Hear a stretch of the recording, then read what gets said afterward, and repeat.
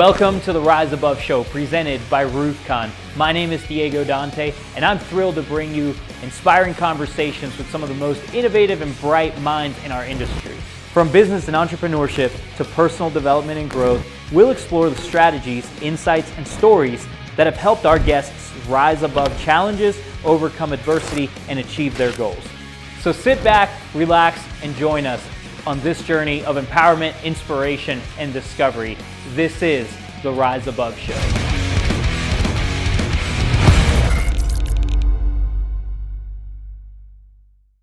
Welcome to the Rise Above Show presented by RoofCON. My name is Diego Dante. I'm here with my friend Mike Claudio. How you doing, man? What's up, bud? We just wrapped up an episode of his podcast, and we're doing some back-to-backs here. So we did his podcast, now we're doing our podcast. And I'm excited for this one because we haven't done in this season a lot of face-to-face, in-person podcasts. A lot of them have been virtual ones. Last year we did a ton of traveling and we had some people come into the office and all that. And this year we've moved more into the virtual. And virtual is cool. You get to talk to people that you typically wouldn't, but it's also cool to be able to just hang out in person and it makes the conversation flow a bit easier. Yeah. You know, because you like the body language, you kind of read it. You know, there's not as much talking over people. Like, I'll still probably talk over you at some point today because that's just, I can't help myself sometimes. But, like, there's not as much of that, and you get to have, just the eye contact and the feel of the room. It all helps. You know, I'd love to do more in person, but like I was saying before we started, like, I'm not sure I'm cool enough to have people flying to Greenville to get on my podcast yet, but... Well, you're doing a lot of events, so I'm sure you're going to have more opportunities, you know. No, we're talking about RoofCON too. We're going to set up at RoofCON. You know, so we have an opportunity to get some people there that we normally they're busy, we're busy. You know, some people that we don't normally get access to. So I'm excited about that. So, you know, we want to get to know you a little better. For the people that are watching, obviously our crowd is the people that attend RoofCON. You're going to be speaking at RoofCON this year. You're one of our keynote speakers at RoofCON. And so part of what I wanted to do is help the crowd get to know you better and really know why they should come in and listen to you and come chat with you at RoofCON. So one of the things that we discussed in your in the episode of the podcast that we did with you was that you used to run a roofing company.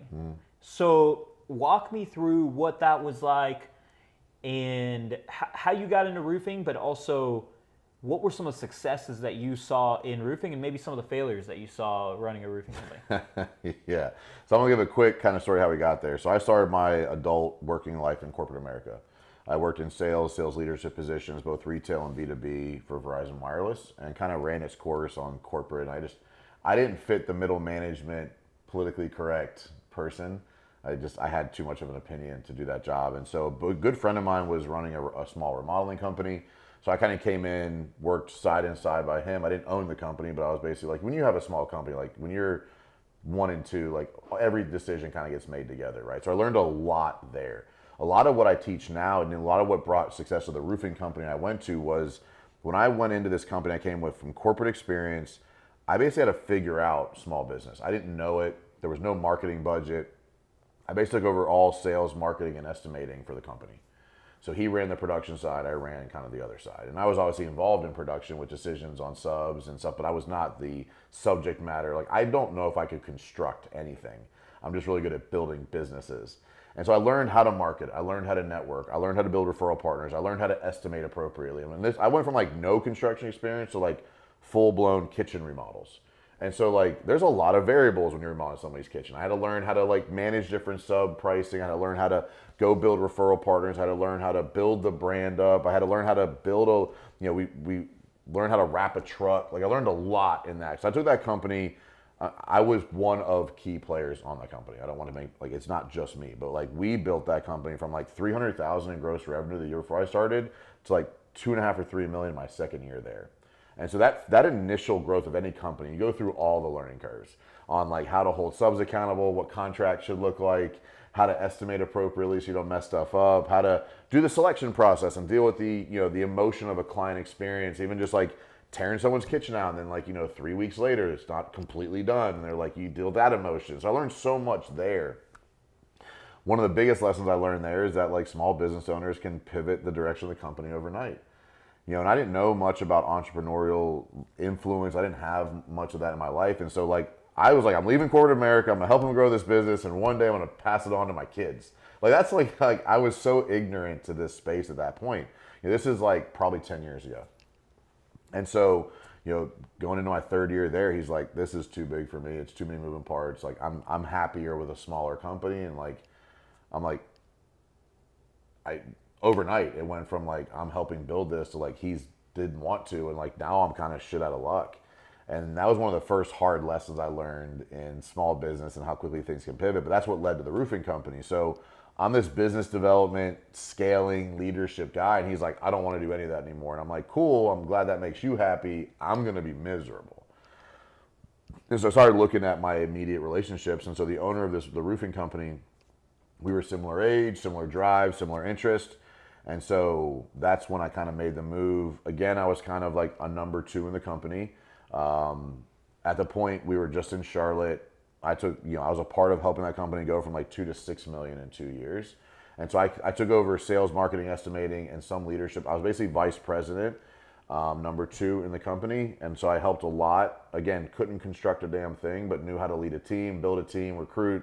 But I basically built out one side of the company. Like I was a player coach, so I had my own pipeline. I had anywhere from 4 to 8 sales guys under me. I helped open up a second market, which I learned a lot in that process as well. Like we were primarily in Charlotte. I opened up a secondary market on the coast. And so I learned a lot in that process. Really what I learned, I think, the most inside the roofing company was the power of that bridge between sales and operations. And how important it is having key leaders on both sides that can communicate effectively.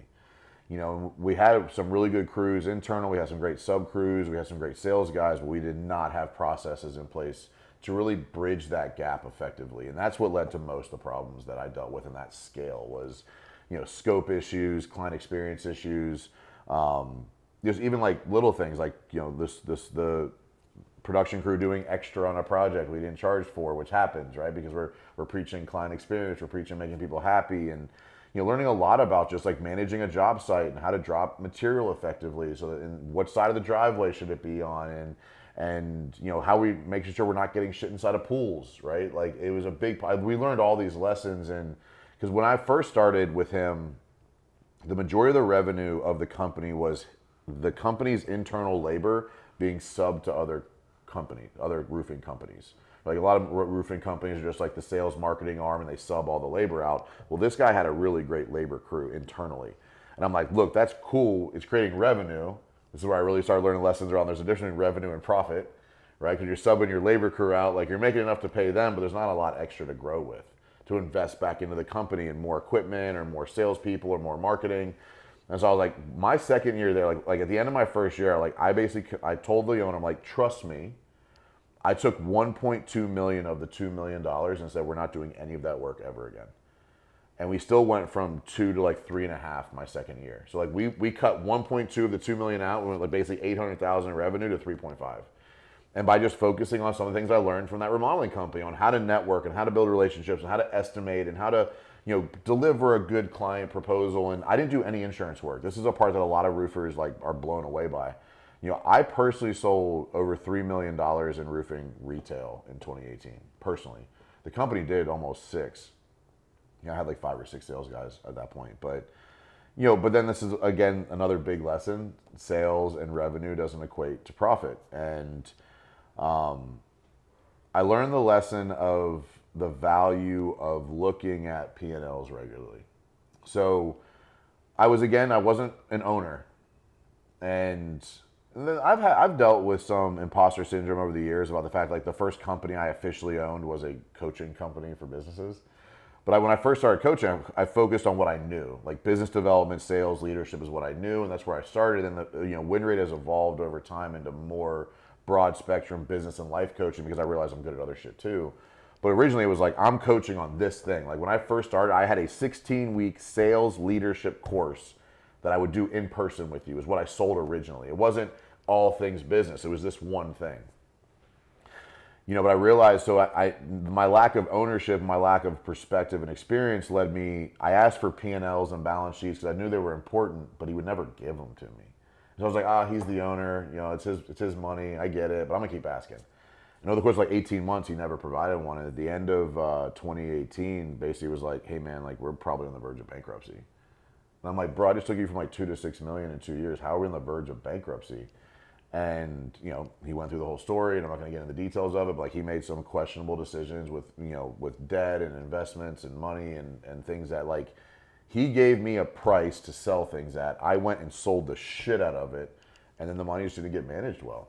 And so again, here I am, did my job incredibly well, worked 60, 70, 80-hour weeks for someone else, and in 2017 to 2018 is when win rate kind of came into it. And so I realized I was really good at something. And in 2017, I was just helping people. Like I was a part of a BNI. I was networked really well in Charlotte, and people started asking me a lot of questions. That's when I realized I really enjoyed the coaching side. In 2017, I coached a dozen companies for free. I didn't know what coaching was. It was like my friend called, hey, what's going on? This. Yeah, I would do this. All right, cool, thanks. Like that's what I would do. And I helped multiple companies grow by like multiple 7 figures. And at the end of 2017, I'm like, I remember looking at Tiff going like, I'm getting calls of appreciation for the value I brought. I'm like, I gotta find a way to monetize this. And that's how win rate started. I was still working at the roofing company, and I was just like coaching people on sales and leadership and business development and marketing and that kind of stuff. And that's kind of where like the transition happened. And then when at the end of 2018, when the CEO of the roofing company was like, hey, we're in a really hard spot, I basically forfeited all earned commissions on contracts in place, and I said instead of firing 3 or 4 people that were friends that wasn't their fault, I quit. And said I'm gonna go all in on win rate. What do you think from the other side of that? Let's put you in the shoes of now being a business owner. What do you think it takes to be able to bring on a successful number 2 and to be able to help them be successful and feel fulfilled to the point where, maybe at some point they do go and start their own business and all that. But how do you successfully bring on a number 2 and help them to succeed? So I'd say there's 2 primary things that come to mind. First is helping articulate and paint the picture of like what the next 3 to 5 year journey is going to look like. Here's where we are, here's where we're trying to go, and here's what it means for you on that journey. From a position, authority, influence, financial, compensation, like help me build this, and this is what it looks like for you. And then you have to make sure that that vision you're painting aligns with what they want. Because it doesn't take much for somebody to say, hey, I like what you're doing, but it's not for me anymore. And they're like, thank you for everything, but I'm gonna go over here and do this other thing. Because like it just pivoted a little bit, right? So that'd be one, is like when you hire a really strong number 2, make sure you understand the vision of where you're taking your company and then what it looks like for them to do the job you need now. Like also better know like, hey, I'm gonna underpay you for the next 18 to 24 months, and then I'm gonna overpay you for the rest of your fucking life. Like, are you willing to give me that 18 to 24 months? Because that's the reality of it, right? They're gonna outperform their compensation for that first period, and then likely at some point you're gonna overpay them for the hours they're putting in. I have an employee right now. Like she started with me for $20 an hour, 5 hours a week, and I mean now she's making multiple 6 figures as the CEO of my company. But like she's going into her 5th year with us, and like you think it's like it can't be easy working for Mike Claudio. Like we pivot, but she knew what she was getting into. The second part would be drop the ego on the money. I see so many people afraid to like tell people, yeah, I own this business and I pay myself a lot of money. Like it's almost like they're embarrassed about it or afraid. Well, if I tell you how much I'm paying, are you going to ask for more? Like I sat in our leadership meeting we did our offsite leadership meeting last week, and I went through all of our compensations for 2024. And it's like there's multiple people making 6+ figures, like at least 1 to multiple 6 figures. And I'm like, I'm gonna pay myself $600,000 next year, so that you guys can do all this and we can still hit our 20% net margin. And not one person had a problem with it because like they see what I'm doing for them and how it's working. And I think so. But then sharing the numbers along the way and sharing the decisions along the way. I think some business owners feel like if they give somebody the information or they share a decision, they feel like they have to give some authority of the outcome to that person. Hey, this is what we're doing. This is why I'm doing it. You don't have an opinion, but I want you to be involved. Like, I want to hear what you have to say, but like, I may not do anything differently, but I want you to be involved. And when you have a strong number two, they want to feel like they're involved, even if they're not adjusting your decision making. And so when they have questions like, well, why are you doing this and why are we doing that? And what about, they're not questioning your authority. They're questioning so they learn how decisions are made within the business so they can become more valuable to you. I think that power struggle of 1 and 2 happens where like you did not help them understand what you're doing right now. And when they question you, you feel threatened. So you don't give the full story or you push them away. What they really are trying to do is become more valuable for you. That's what keeps them there, is they become more independent decision and they learn how to make decisions within your values, within your approach, within your decision tree based on what you know. They don't want to argue with you. They want to challenge you. They want permission to challenge you. And you need to tell them, you have permission, but I may not do, like, I don't want you to stop challenging me, but understand every time you challenge me, it may not adjust my approach. So you have that open communication. Like Lindsay challenges me all the time. And I'm like, hey, Lindsay, I appreciate that, but like, I disagree. And she gets it. But sometimes I'm like, hey, that's a really great perspective I didn't have before. Thank you for bringing that to me. Mm-hmm. And so, but she understands me saying, I'm not, thank you, but no thank you. That's not a knock on her advice. It's just that's her doing her job. And her doing her job is to be the balance to me, because she's very, very fiscally focused. Like, I'm not like, spend the money. Like, she's like, no. And I'm like, well, this is, and like, but I've taught her over time. And I've showed her where, like, I appreciate that's what your perspective is, but I believe this is the right thing to do for our client experience. Allow me to prove it to you. And I've done that. Yeah. But I've also been willing to say, hey, I was wrong. You were right. We're doing it your way next time. Yeah. And, like, that's how you have this two-way conversation with a strong number two to get them to evolve with you, where you are not competing for authority. You are sharing, and there is no right or wrong. It's what's best for the mission based on two people having an aligned, well, I like calling it a decision tree, like what's leading to this decision. And so I think if you have, recapping your question, what's best for number twos, have a very clear vision of where you're taking the company, what their role looks like now, what their role will look like when you've accomplished that next vision, and then what their life will look like, what their compensation will look like, and making sure that what you're building for them is what they want as close as possible, and then keeping them involved in as many decisions and drop the ego along the journey. What did your family life look like growing up? Because I want to, I guess, paint the picture of, really how you got to where you're at now. There's nothing about my upbringing that would align to where I am now. So I'd say we were a middle-class family. I don't know what, upper middle, I mean, what it takes now to be middle class compared to what it took 20 years ago is completely different. But like, my dad was a white-collar guy. Like, he was in sales, like that's what he did.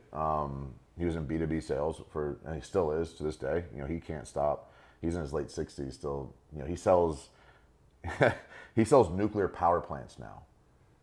Okay. So like that's like he works for a company who builds power plants, nuclear power plants, and his job is to go sell them to countries. So like that's like he's still in B2B sales though. Like that's still what he does. My mom was in education. My mom was a teacher and then became a principal, and she was actually, the year after I graduated high school, she became the athletic director of my high school. So she's always been in that school environment. So we grew up. I got two younger brothers. I'd say we grew up never really like wanting for much, but we never really we lived a pretty, I'd say, common lifestyle. Would you say then that you got your sales drive then 100% from your dad? 100%, yeah. Like my ability to communicate, even like as a kid, like you don't really know what sales is, and you got like, what do you do? I sell. What does that mean? So I fell into sales. I was good at two things in high school. I was good at math and I was good at playing baseball. And so I went to college to play baseball and become a math teacher so I could coach baseball.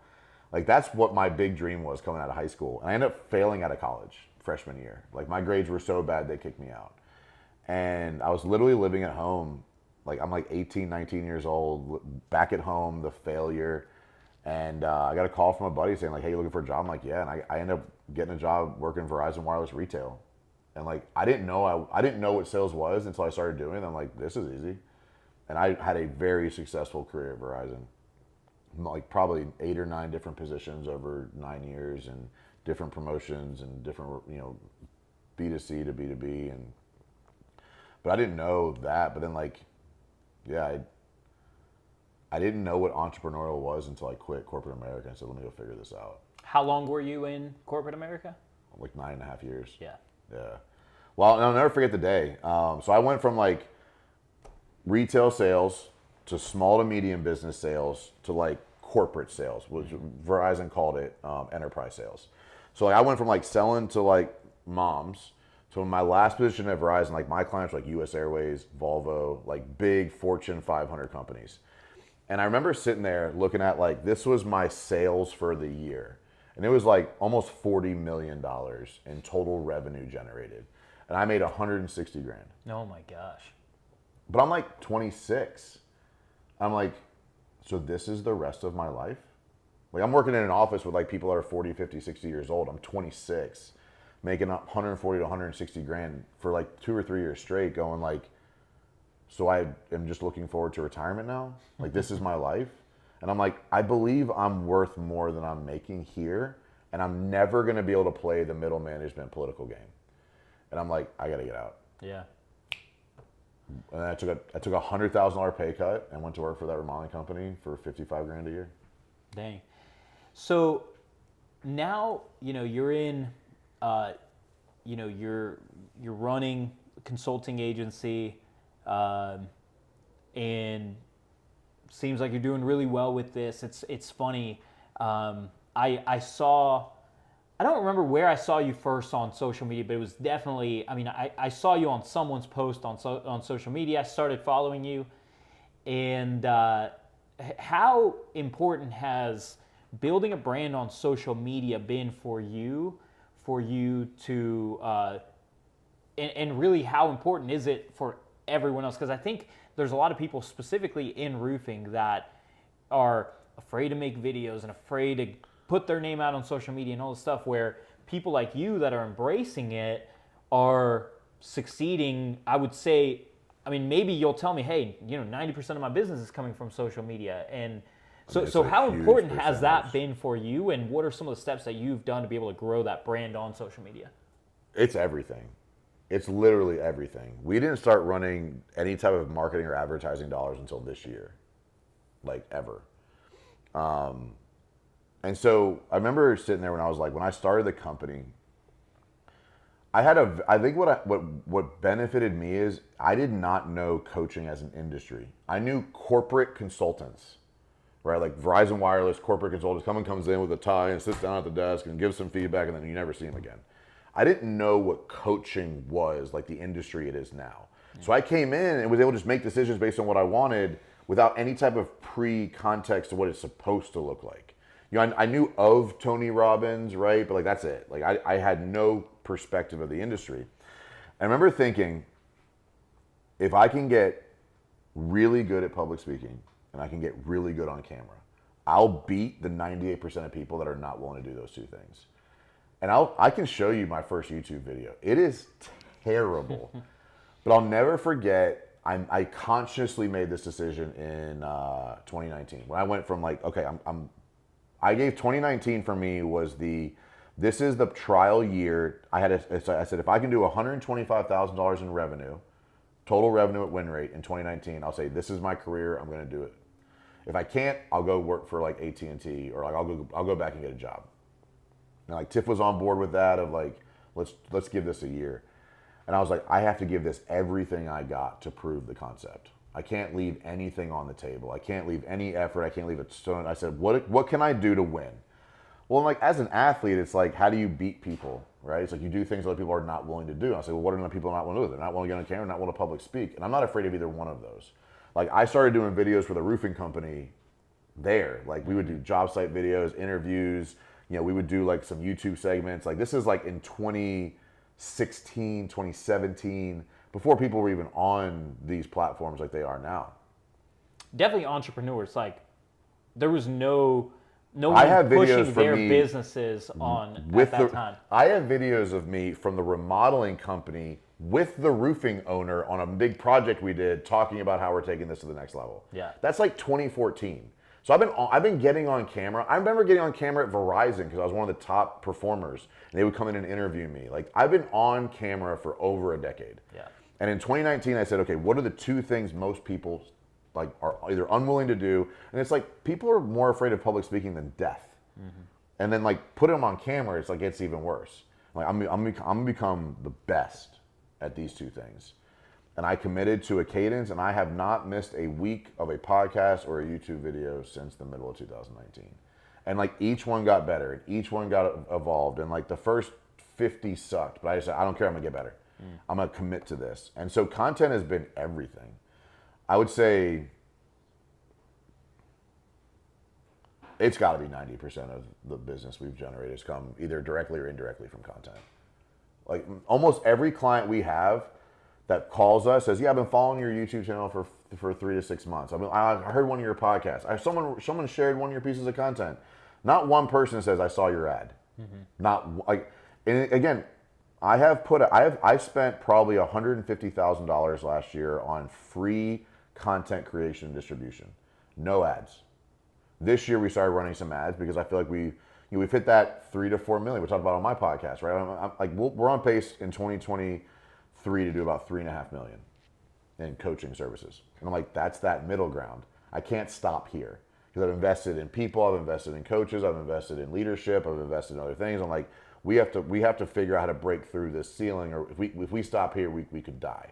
So I'm like, how do we get to that 5 to 6 million? I'm like, let's test. We basically for the last 4 to 6 months we've tested different ad strategies. But I haven't spent more than maybe 20 grand all year on ads, maybe 15 on a $3.5 million company. Like I don't spend money on advertising. I just put out an extraordinary amount of content.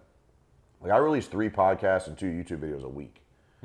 Like consistently, never miss. It sucks. Like it is terrible. It is exhausting. It is frustrating. It is annoying. You don't want to do it. It's like, did we just do this recording? Now we're doing. It's terrible. But it's 100% what built the brand to what it is today. It's what's built my personal brand. It's what's allowed me to build a brand that people trust to bring other coaches onto the team. I don't know.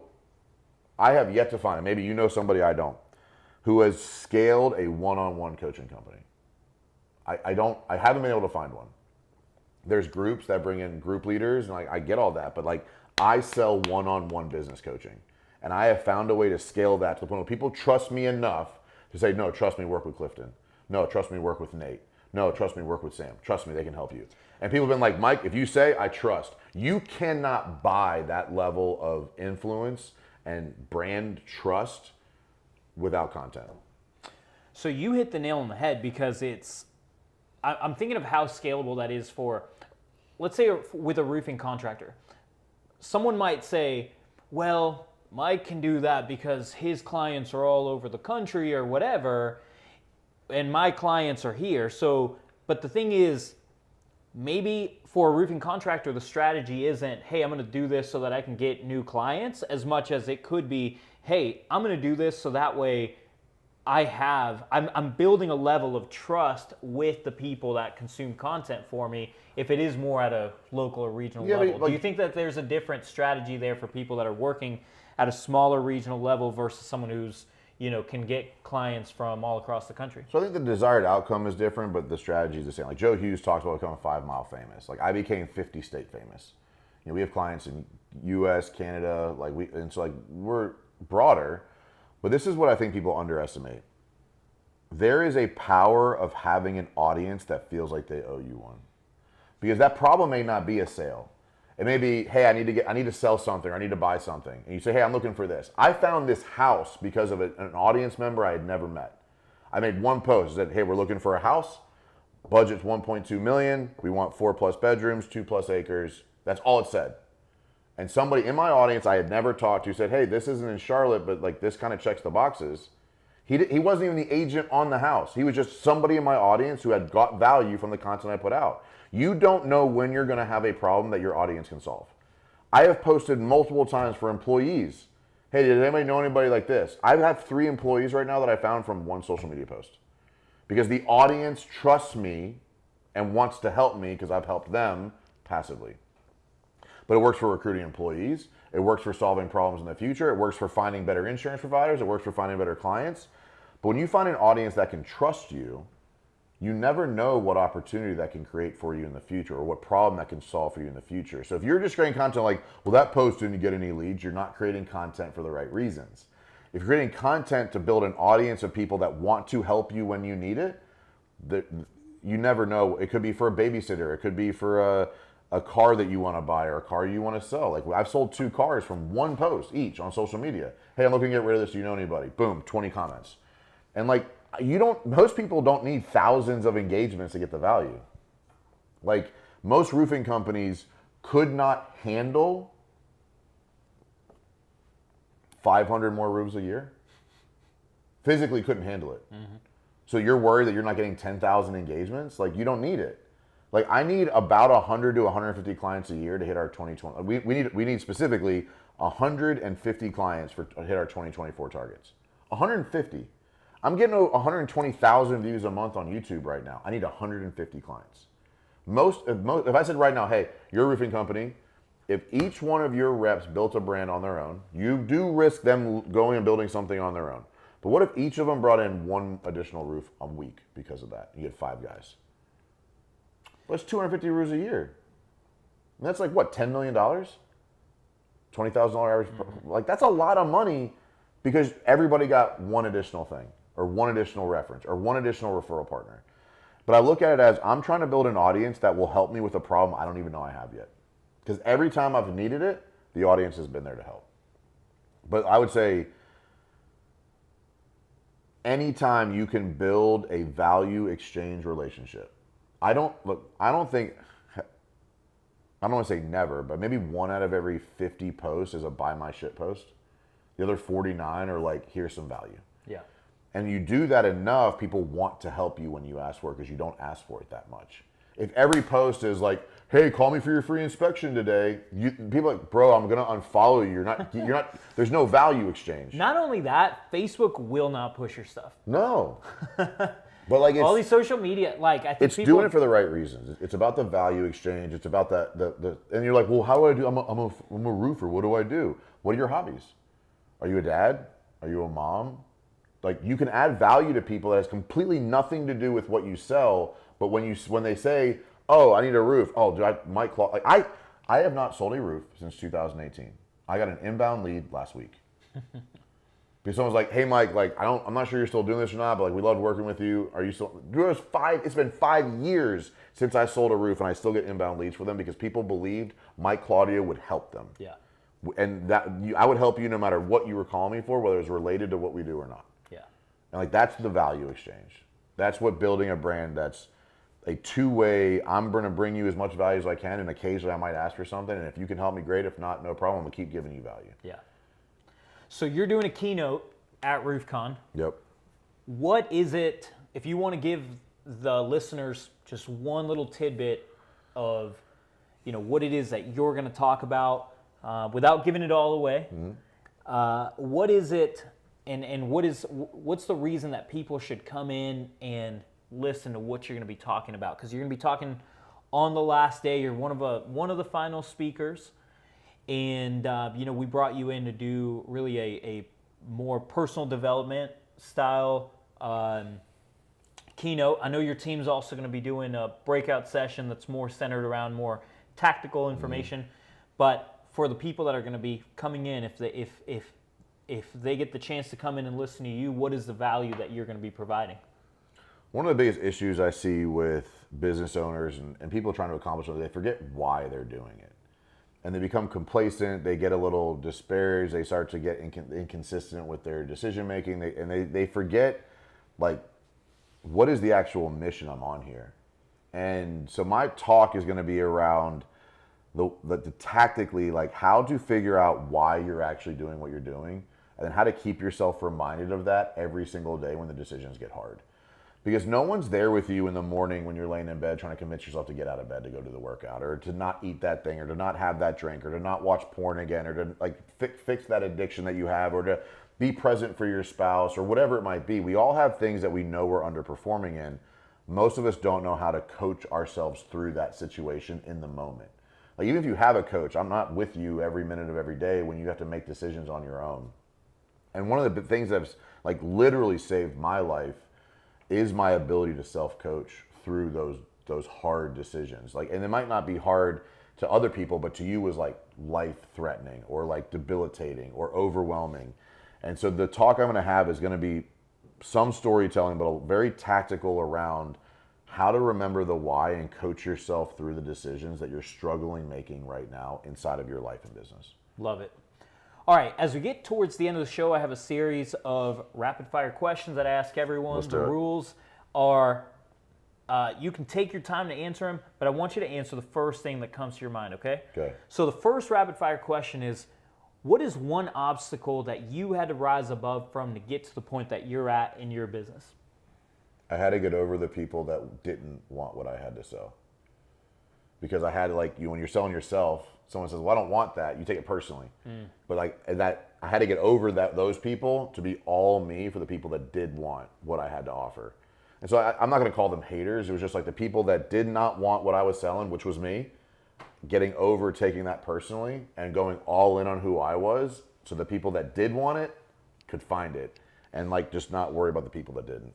A lot of us deal with that. I deal with that too, to this day. I mean, last night I was up at midnight talking to someone who is never going to come to our show, but I'm just sitting there Trying to convince them almost that, like arguing with this person on social media, like, no, we are providing value. Yeah. Well, no, but it's maybe it's called imposter syndrome, like getting over the imposter syndrome. Like I don't have a fear of going on to any stage in the world right now. Like I'm going to be basically going on right before whatever your last headliner is, which is probably going to be a big name keeping people. I don't even know who it is yet, but like it's likely going to be a pretty big name to keep people around for the last day, right? And I have no concern about doing it for two reasons. One, which I think most people are, they're very comfortable with what they do know. I think most people have that. What I built was an extreme comfortability with what I don't know. I'm not afraid to get up there and say, "Hey, I might be wrong. Hey, this is just my perspective. You don't have to agree with me, and that's okay." And that freedom to just be okay with what you don't know and being okay being wrong, like I literally can't fail. Yeah. I'm not afraid to be wrong. So I can go on stage and just talk and be completely fine. And that was so life-changing in my ability to grow my brand. My second rapid fire question is, what is the last book that you read? Buy Then Build, a book about like the private equity and buying companies to build them. So like I'm in this transition right now of, I charge a decent amount of money for my services, but I still charge a monthly reoccurring, like monthly retainer type service fee. And I help people grow substantially. They get massive ROIs on working with me. And so I'm looking at like, okay, if I could take that same skill set into buying a business and consulting or coaching that company to grow and then exiting it, does that have a larger return on investment for me and my skill set? So I'm looking at that as the next evolution for Mike Claudio, getting away from the monthly retainer coaching packages and more into the equity play. Yeah. What's the best book that you read? I really like Dare to Lead by Brene Brown. It's a phenomenal leadership book around having hard conversations and what it actually like. Leadership is daring and it takes a lot of grit and confidence, and I think it's a really great book. And then another one I really, really like is The Rise of Theodore Roosevelt. I love that book. It's like a 900-page book, but like he's like one of my favorite historical characters to study. Those are the two. I've read hundreds of books, but those are the two that pop into my head first.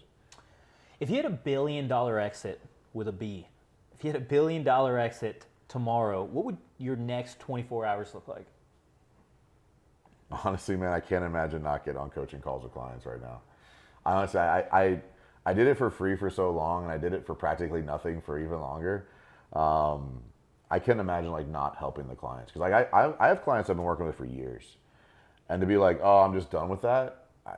I get too much fulfillment out of seeing the success and them winning. So, the first 24 hours probably wouldn't change much. I'd say over the course of the next 30 days, I'd give a lot of it away. I'd be buying like my parents' house. I'd be like helping whoever needed it. Most people don't know this. We don't talk about it a lot publicly, but Tiff and I started a nonprofit 3 years ago. That like we've been donating shoes to underprivileged children for like the last 3 years. We've averaged like over 2,000 pairs a year. That's incredible. That's a lot of kids. Yeah. And so like I'd probably try to scale that up. I'd probably put a lot of money into that to get that to the next level, because we've never built it to the point where we could hire a full-time team. So I'd probably put some money into that. But that first 24 hours would probably just be on coaching calls bragging about the exit I just had, honestly. Yeah, but I mean, $1 billion, I can't comprehend that amount of money right now. You know, I mean, I make a very good living, but I can't comprehend $1 billion. It's a lot. That's a lot of money. My last rapid fire question is, what is the best piece of business advice that you've ever been given? I don't have a spending problem. I have an earning problem. It's one of the, like, I probably have had more influential things that I've heard about business, but I'd say specifically that have impacted me the most. Tiff and I went years spending all of our free time working on our spending issues. And like budgeting and pennies here and envelopes there and budgets over here. And well, if we just don't spend this, we might be able to do that. Like it took us 3 years to, like, we were laughing about the other day, like to save $5,000.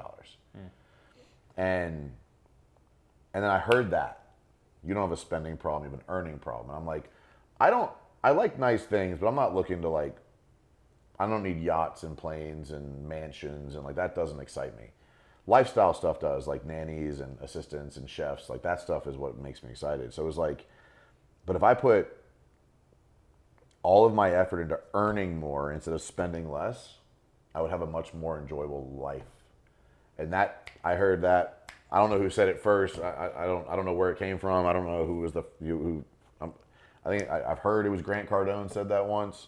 I heard it from somebody else. I heard Brad Lee say it from stage at SolarCon too, so I've heard a few people say that. Yeah, I don't know where it originated. I heard it at an event once, and it changed my life forever. I'm like, well, if I put the same amount of effort that I'm putting into saving right now into earning more, I bet I wouldn't have a problem saving it. And like my life has never been the same since. Yeah. So I probably heard more impactful business stuff, but that single statement pivoted my life forever. Yeah. Well, I appreciate you letting us come to your house to be able to film an episode. Yeah. And I appreciate you having me on your podcast. And guys, if you guys have stuck around, listened the whole time, we really appreciate you. If you're not a part of our Facebook group, the Roofing and Solar Community, go on Facebook, type that in, and go ahead and join the group. We're at, I think, close to 26,000 members right now in our Facebook group. We've got a great community. And of course, if you haven't gotten your tickets to RoofCON, go ahead and go to roofcon.com. Get your tickets today, okay? So RoofCON is coming up at the time that we're filming this. We're 65 days away from the show, so it's coming up. Mike's going to be a keynote speaker there. If you want to come in and catch the general session, purchase a ticket. And some people just want to come in and they just want to network. They just want to shake hands and kiss babies and meet the vendors and all that. If you want to do that, Expo tickets are 100% free. You can come in, network, meet the vendors, do all of that. But yeah, so come to RoofCon November 9th through the 11th in Orlando, Florida at the Orange County Convention Center. We hope to see you there. With that, we're going to sign off, and we'll catch you guys next time on the next episode of the Rise Above Show presented by RoofCon. Peace out.